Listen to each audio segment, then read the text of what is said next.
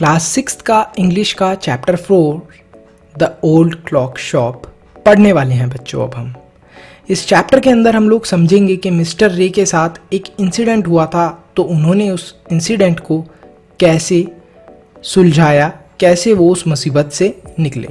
चलिए बच्चों इस चैप्टर को स्टार्ट करते हैं।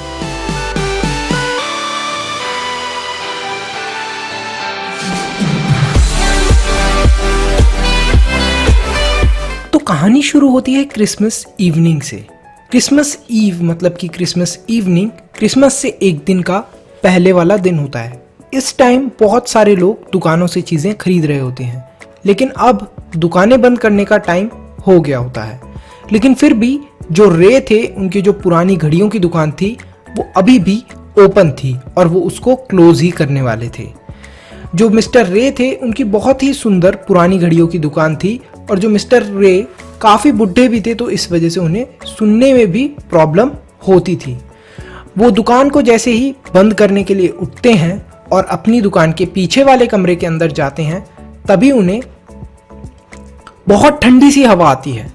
तो जब उनके कान पर ठंडी सी हवा आती है तो उनको ये फील होता है कि शायद कोई दुकान के अंदर आया है और किसी ने दुकान का गेट खोला है, तभी तो ये ठंडी हवा आई है अंदर।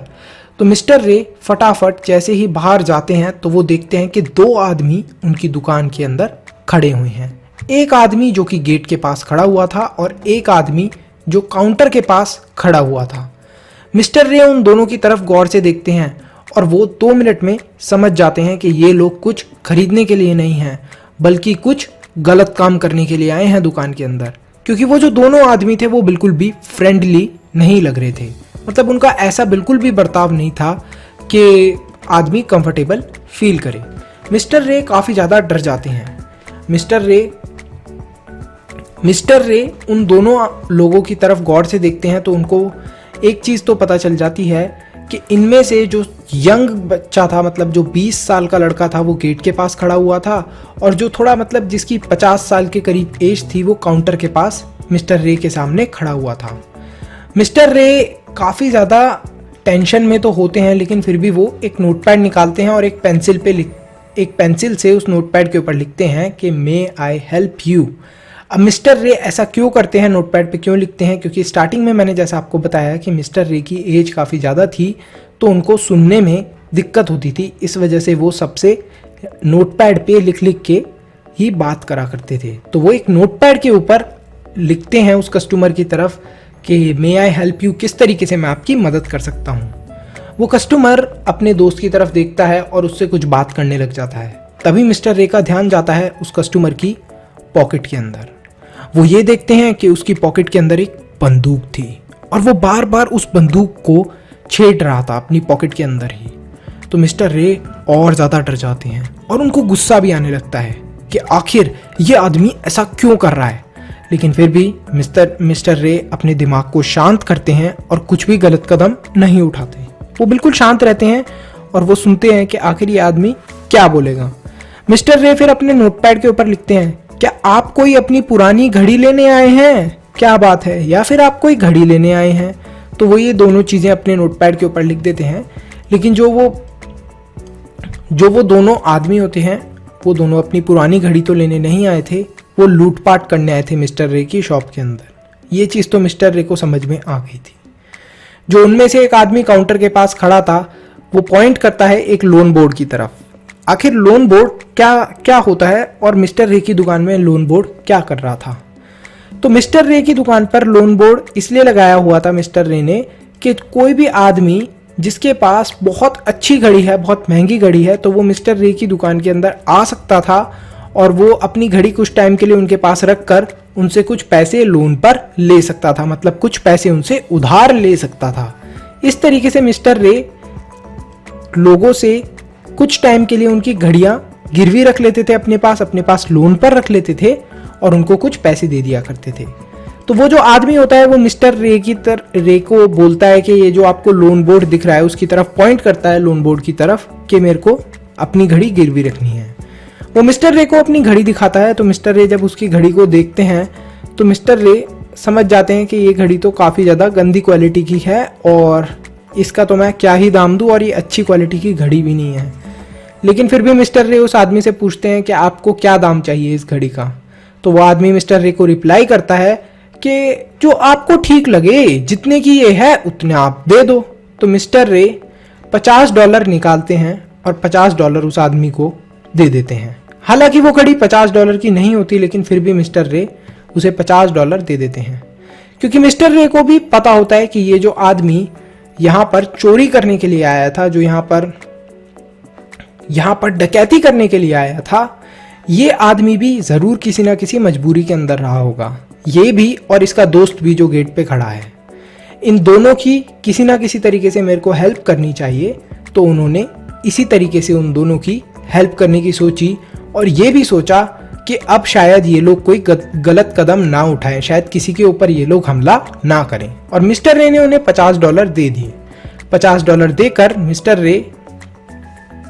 मिस्टर रे अपनी दुकान के अंदर फिर दोबारा बैठ गए और वो दोनों लोग उनकी दुकान से चले गए।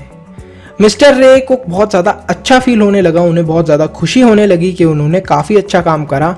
दो जो यंग लोग थे वो गलत काम करने की रोड पर थे, मतलब गलत काम करने ही वाले थे वो लोग, और मिस्टर रे ने उन्हें कुछ पैसे देकर क्या कर दिया, उनकी सोच बदल दी। अब वो कोई भी गलत काम नहीं करेंगे। इसी तरीके से मिस्टर रे की जो स्टोरी है और जो कहानी है ये यहाँ पर ख़त्म होती है। इस स्टोरी के एंड में मिस्टर रे जो होते हैं उनको बहुत ही सुंदर सुंदर आवाज़ें सुनाई देने लग जाती हैं अपनी घड़ी से। तो उनको ये लगता है कि जो ये घड़ी आवाज़ें निकाल रही हैं, शायद ये घड़ियाँ भी मेरे को अप्रिशिएट कर रही हैं मेरे काम के लिए।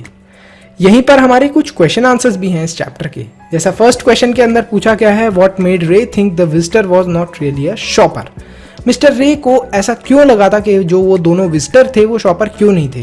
क्योंकि उनकी चाल ढाल, मतलब their way of talking and their friendliness indicated Mr. Ray that they were not really shopper. Why do you think he had come to the shop? आपको क्यों लगता है कि वो जो दोनों लोग थे, विजिटर थे, वो किस लिए आए थे शॉप के ऊपर? चोरी करने के लिए आए थे ऑब्वियसली। हाउ डिड रे कम्युनिकेट विद हिम? किस तरीके से कम्युनिकेट करा था मिस्टर रे ने? उन्होंने नोटपैड के थ्रू कम्युनिकेट करा था, क्योंकि मिस्टर रे काफी बुड्ढे थे और उन्हें चीजें सुनाई नहीं देती थी clearly. What do you think the man said to his friend who waited at the door? क्या बोला होगा उस आदमी ने अपने फ्रेंड को जो डोर पर वेट कर रहा होगा? तो ये तो शायद उसको ये बोला होगा कि ये आदमी बुढ़ा है और बहरा है, इसको कुछ भी सुनाई नहीं देता। Ray was not a pawn broker. Why then did he lend the money to people in exchange for their old watches and clocks. तो यहाँ पर ये बोला गया है कि कुछ लोगों का जो ये काम होता है चीज़ें गिरवी रखने का, तो मिस्टर रे तो वो काम नहीं करते थे, उनकी तो घड़ी की दुकान थी, लेकिन फिर भी वो लोगों की घड़ियों को गिरवी क्यों रखते थे? वो लोन क्यों देते थे लोगों की घड़ी रखकर? तो वो इसलिए ऐसा करते थे जिससे कि वो लोगों की मदद कर पाएं, लोगों की हेल्प कर पाएं। इस वजह से वो उनकी घड़ियां कुछ टाइम के लिए उनसे उधारी पे ले लेते थे और उनको कुछ पैसे दे देते थे।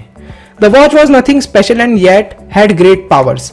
In what sense did it have great powers? तो जो वो घड़ी थी उसके अंदर हालांकि कुछ भी स्पेशल नहीं था, बहुत ही नॉर्मल सी घड़ी थी और $50 की वो थी भी नहीं, लेकिन फिर भी उसके पास बहुत ज़्यादा अद्भुत शक्तियां थी। तो वो अद्भुत शक्तियां इसलिए थी क्योंकि मिस्टर रे ने जो कुछ लोग गलत चीज़ें करने वाले थे उन चीज़ों से उन्हें सही रास्ते पर लेकर आए।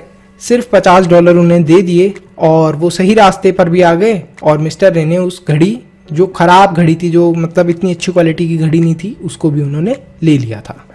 Do you think the man would ever come back to pick up the watch? तो क्या आपको लगता है कि जिस घड़ी के मिस्टर रे ने उधार पैसे दिए और जिस घड़ी को उन्होंने अपने पास उधार में रखा है, तो क्या कभी वो आदमी वापस आने वाला है अपनी घड़ी को लेने के लिए? तो मेरे को नहीं लगता कि वो वापस आने वाला है। We don't think that the man would come ever back to pick up his watch. Why did the unfriendly face of the visitor turn truly friendly? तो जो विजिटर था, जो वो दोनों लोग आए थे, उन दोनों में से जो अनफ्रेंडली फेस, मतलब ऐसा उनका चेहरे से ही पता चल रहा था कि वो मतलब बहुत फ्रेंडली नहीं है, मतलब मिस्टर रे के साथ ढंग से कम्युनिकेट नहीं कर रहे थे। मिस्टर रे समझ गए थे। तो वो फ्रेंडली कैसे बदला था, वो फ्रेंडली रूप में कैसे बदल गया था? तो ये आप बता सकते हैं कि वो फ्रेंडली कब बदला था, जब मिस्टर रे ने क्या करा था, उनको पैसे देने की कोशिश करी थी, उनसे पूछा था कि क्या दिक्कत है। तो यहीं पर हमारी ये स्टोरी खत्म होती है। काफ़ी अच्छी स्टोरी थी एंड आई होप आपको ये स्टोरी अच्छे से समझ में आई हो। इसी के साथ साथ बच्चों, आपको इस स्टोरी से क्या पार्ट बेस्ट लगा और क्या आपने भी कभी किसी ऐसे स्ट्रेंजर की हेल्प करी है, ये ज़रूर बताएं कमेंट सेक्शन के अंदर। इस वीडियो को लाइक करें, चैनल को सब्सक्राइब करें। इसी के साथ साथ एक छोटा सा होमवर्क देना चाहता हूं बच्चों कि क्वेश्चन 8 का आंसर आपको फटाफट बताना है। जो भी आंसर को सही बताएगा उसके कमेंट को मैं लाइक करने वाला हूं और पिन करने वाला हूं। सबसे पहले इस क्वेश्चन का आंसर दें कमेंट सेक्शन के अंदर। So thanks for watching students, see you in the next video. Make sure to like, subscribe and share.